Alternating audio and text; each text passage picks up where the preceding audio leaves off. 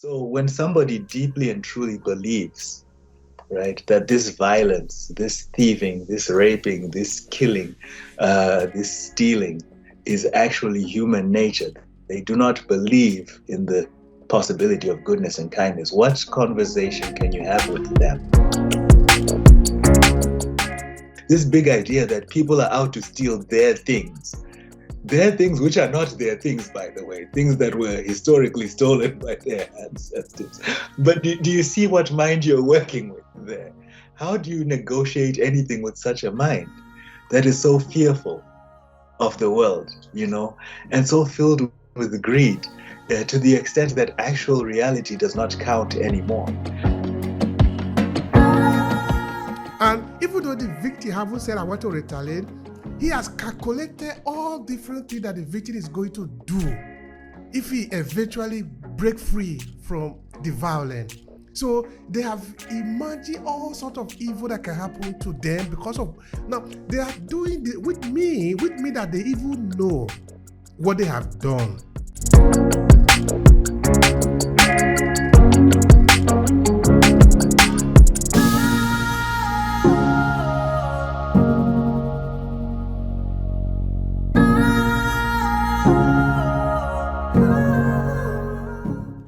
Saying they'll bomb us next week.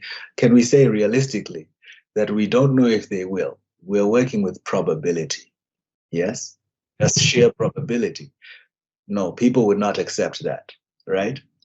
But this is the thing. Consistently, I've heard students defend the violence that the West did by saying it is human nature, you see. So suddenly, everyone is human when it's to defend violence. They say it is human nature because if they did not do it to the people they did it to, those people would have done it to them. It's human nature. And then they go on to list and cite all the wars that have happened in the world and the fact that there were wars on those continents. And they say it is human nature. So they defend their actions as preemptive violence on a violence they thought would have come to Europe. You see. And this is in denial of all the realities of nobody wanted to steal anything from Europe because they had nothing anymore to be stolen between their potato blights and how they had run down their own ecosystem and they were now overpopulated and died. No, they left to steal. But no, the idea is people will say this Darwinist thing, it's survival of the fittest. Right? They will say there will always be an oppressor and an oppressed, and they justify these things as such. You see. So suddenly, in that context, everyone is human. Now Africans are human, right? When we're justifying Western violence, indeed. Only that point. Exactly. So these inconsistencies are there as well, right? And then when they say, well, what about all of this evidence of human kindness throughout history and humans working together, which is actually why civilizations happen and things, because people can work together cohesively and so forth. It's like, oh no, those are only temporary periods, right? Until human nature kicks in again.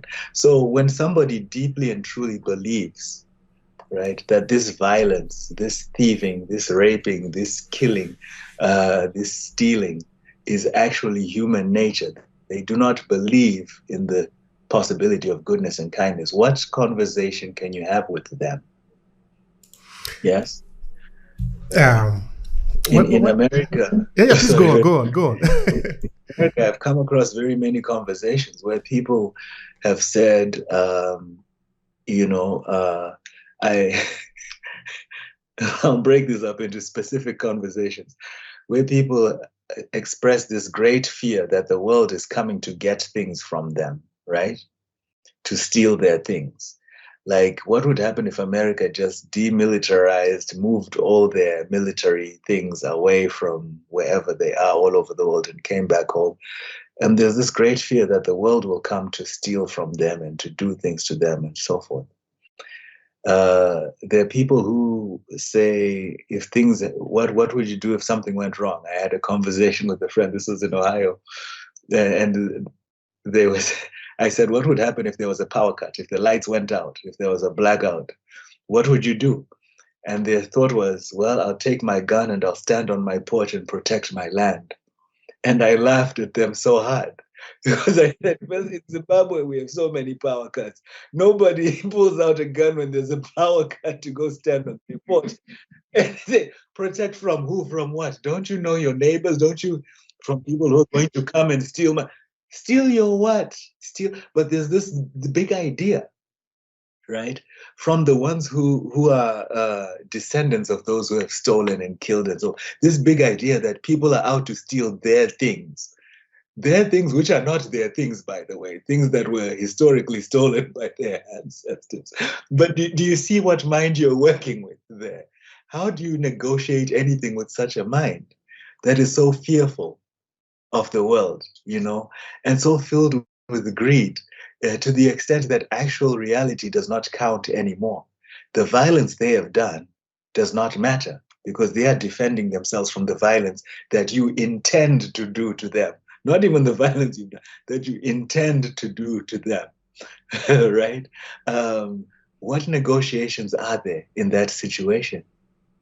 I think sometimes, of course, now I'm moving to a question a little bit away from here. I'm going to ask you a question related to personhood. But I just want to say that I think sometimes it is when a violator have violated a victim for such a time, he believes that this victim is going to retaliate. And even though the victim haven't said, I want to retaliate, he has calculated all different things that the victim is going to do if he eventually break free from the violence. So they have imagined all sorts of evil that can happen to them because of, now they are doing it with me that they even know what they have done. They know that what they have done is wrong. Therefore, there is going to be a punishment on the part of who they have done, who they have did this to. Therefore, they need to do everything to make sure that it doesn't happen. But for how long are you going to remain in this circle? That it's sort of you become a prisoner yourself. That is what I want to say. A prisoner of your own violence. That's the thing. You see, the oppressed is now imprisoned in that cycle. They can no longer be free because they are afraid of the ones they oppressed. So now they are living in that prison of fear of what the oppressed might do to them. And also, let's remember how imagined this is. Because if you imagine or understand, let's say, and don't get me wrong, I'm not saying everyone will be peaceful and people will not ask for reparations of some sort. But this idea, right, of if I have been oppressed for 400 or 500 years by somebody who's now in their own prison of life, because oppressing someone is a full-time job. We forget this, right? You can't really sleep well. So you true. Can't take a break. It's a full-time. Now they've put themselves in that prison. You think that now when I am free, you think I'm going to turn around and try to spend 400 years imprisoning myself, chaining myself to you by oppressing you again, right? Especially when I come from a place that's so abundant. Right? No, it's so true. I'll go back to my Africa.